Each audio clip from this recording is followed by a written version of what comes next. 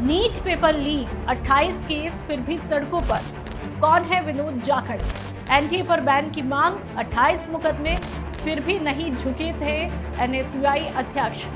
Paper leak के खिलाफ जंग या राजनीति? विनोद जाखड़ की क्या है पूरी इनसाइड स्टोरी।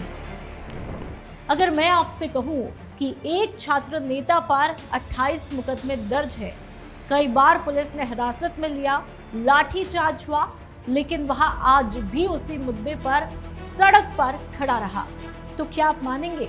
ये कहानी सिर्फ एक नेता की नहीं है, बल्कि उस गुस्से की है जो लाखों छात्रों के भीतर उस वक्त पैदा हुआ जब नीट और दूसरी भर्ती परीक्षाओं में पेपर लीक के आरोपों ने पूरे सिस्टम पर सवाल खड़े किए। आखिर कौन है विनोद जाखड़? क्या सच में वो छात्रों की सबसे बुलंद आवाज बनकर के उभरे हैं, या ये सिर्फ विपक्ष की राजनीति का हिस्सा है? तो आज हम इस वीडियो में करेंगे पूरे इनसाइड स्टोरी तथ्यों के साथ में। चलिए आपको बताते हैं कि शुरुआत कहां से हुई थी।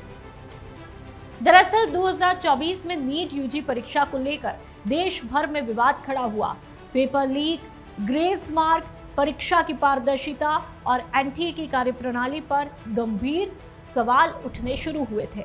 बिहार में आर्थिक अपराध इकाई की जांच, कई गिरफ्तारियां और बाद में फिर सुप्रीम कोर्ट में लंबी सुनवाई के बाद ये मुद्दा पूरी तरह से राष्ट्रीय बहस बन गया।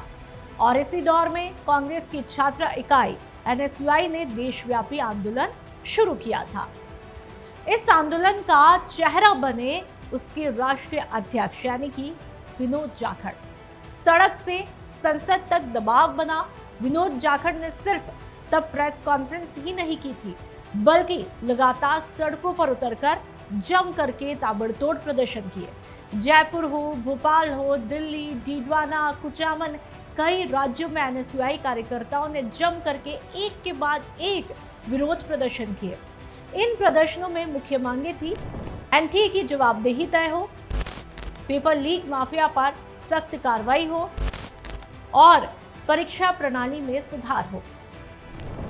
इन मांगों को लेकर कई जगह पुलिस से टकराव भी होता है। एनएसयूआई का दावा रहा था कि परीक्षा घोटालों और छात्र आंदोलनों के दौरान विनोद जाखड़ पर 28 से ज्यादा मुकदमे दर्ज किए गए। इनमें आपको बता दें कि विभिन्न राज्यों में प्रदर्शन, निषेधाज्ञा उल्लंघन, सरकारी काम में बाधा और अन्य आरोपों से जुड़े मामले भी शामिल बताए जाते हैं। हालांकि मुकदमा दर्ज होना किसी आरोप के सिद्ध हो जाने के बराबर बिल्कुल भी नहीं होता है। इन मामलों का अंतिम निर्णय अदालतों में होना होता है। जाखड़ का कहना था उस वक्त कि अगर छात्रों के हक के लिए 28 नहीं 280 मुकदमे भी लग जाए तो मैं पीछे नहीं हटूंगा, हम पीछे नहीं हटेंगे। और यही बयान उनके समर्थकों के बीच उन्हें संघर्षशील छात्र नेता की छवि भी देता है। सवाल उठता है कि क्या आंदोलन का असर कुछ पड़ा? नीट विवाद के बाद में केंद्र सरकार ने परीक्षा प्रणाली को लेकर के कई कदमों की घोषणा भी की थी। एनटीए के कामकाज की समीक्षा होती है, परीक्षा सुधारों पर समितियां भी बनती है। पेपर लीक रोकने के लिए केंद्र ने आपको बता दें कि पब्लिक एग्जामिनेशंस यानी कि prevention of unfair means act 2024 भी लागू किया, जिसमें संगठित नकल और पेपर लीक के मामलों में कड़ी सजा और भारी जुर्माने का प्रावधान किया गया था। यानी साफ है, छात्र आंदोलनों, न्यायिक प्रक्रिया और सरकारी कार्रवाई तीनों ने मिल करके परीक्षा सुधार की बहस को राष्ट्रीय स्तर पर पहुंचाया था। लेकिन सवाल अभी भी उतना ही बाकी है। हर साल कभी भर्ती परीक्षा, कभी शिक्षक भर्ती, तो कभी मेडिकल, तो कभी आपको बता दें कि पुलिस भर्ती या फिर पेपर लीक की खबरें लगातार आती रहती है। ऐसे में सवाल सिर्फ नीट का नहीं है, पूरे परीक्षा सिस्टम का है। क्या लाखों छात्रों का भविष्य हर बार ऐसे ही दांव पर लगता रहेगा?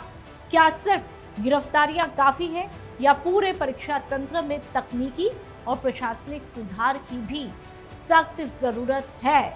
विनोद जाखड़ को कोई छात्र आंदोलन का चेहरा मानता है, तो कोई इसे विपक्ष की राजनीतिक रणनीति भी कह डालता है।